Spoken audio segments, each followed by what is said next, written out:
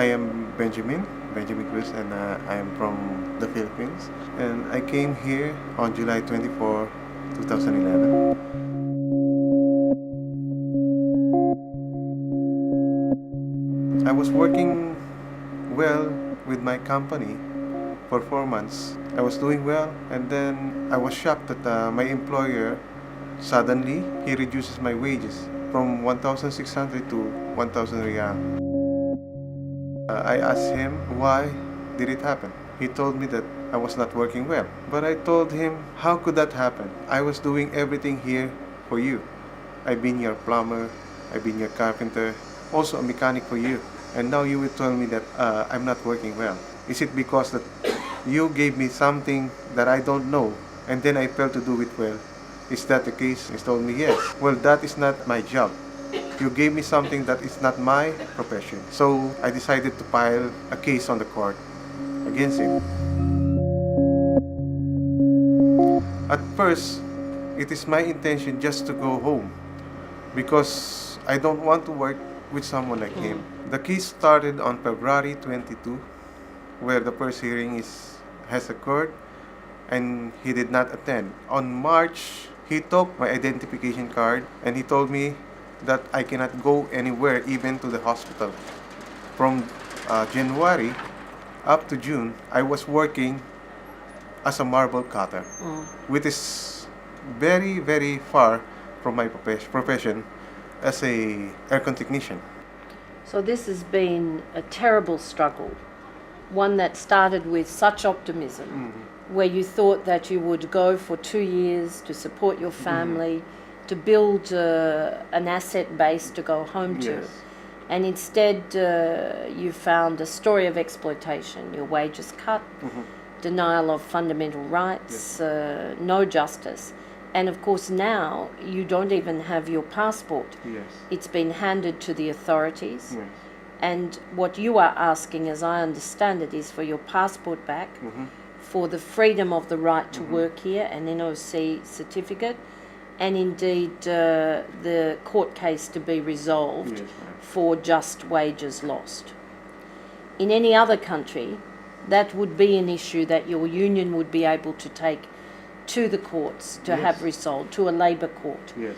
or an arbitration council, or some form of arbitral environment. Are there any unions here, Benjamin? Nothing in my knowledge that there is no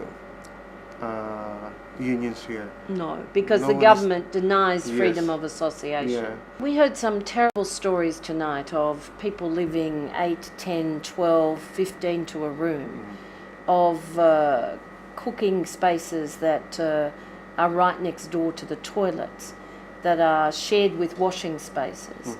We saw for ourselves that this is not the kind of home that you would expect to have. Were you surprised by the accommodation standards? Actually, I'm not surprised at the accommodation standards. You can imagine how people could live in that And do you case. think this is a way to live? No, actually, this is not a way to live, because living like this is stressful. Because imagine moving in a space where you can only move as much as the space that provided to you. Even before going to sleep, imagine how many people inside the room, 10 people and one air condition. It is not exactly right or rightful to live like this. It's certainly not treating workers with dignity. Yeah, It seems to me that degrades. whether it's the living conditions or the right to raise issues of concern, people are entitled to be treated with respect. Yeah. The fact that it's so hard to get justice through the courts is not acceptable for any worker anywhere. And of course the fact that you can't join a union to look after yourself and each other is something that is against fundamental international rights. So good luck, Benjamin. Yeah. Thank you very much for having the courage you to also, tell us ma'am. your story. Yeah.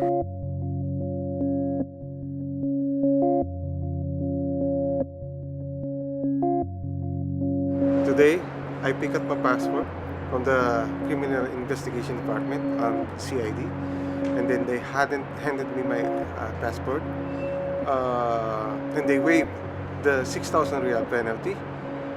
And today is a start where I can get back to my life.